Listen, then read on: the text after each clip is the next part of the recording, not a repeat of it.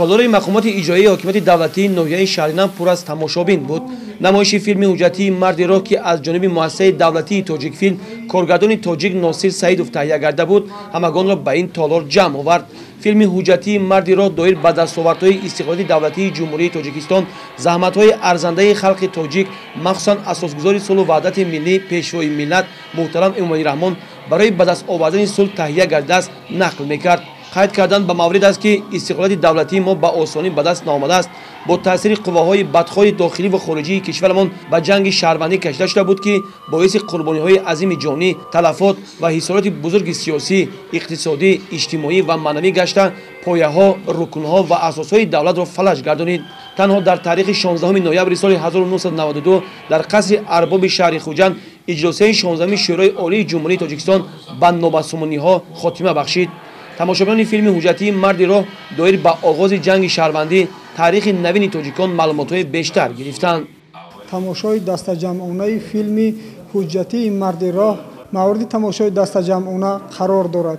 از جمله مردم امروز از کارنمایی‌هایی که اساسگذار صلح و وحدت ملی پیشوای ملت نمودند مثال آموزی که از مسائل نازکی که اینجا مطرح گردیده است، یعنی دولت را از نیست‌شوی، ملت را از پراکندگی و خلق را از ورطه جنگ رهایی دادن است که من نیز همچون جوانی فعال ناحیه شهرینو با افتخار میگویم که زنده باد پیشوای معظم ملت تاجیک، پاینده باد دولتداری تاجیکان، بگذار استقلالیت و آزادی و وحدت ملی جاویدان باشد.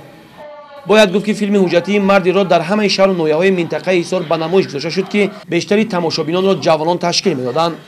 ما امروز از تماشای این فیلم به خلاصه آمدیم که جوانان آینده ساز ملت بهر آبادی ملت خود باید در آینده سهم با سازوی خود را بگذاریم. ما از غمخوری‌های اساسگذار صلح و وحدت ملی پیشوای معظم ملت پرزیدنت جمهوری تاجیکستان محترم امامعلی رحمان بهر ما جوانان روانه گردیده است.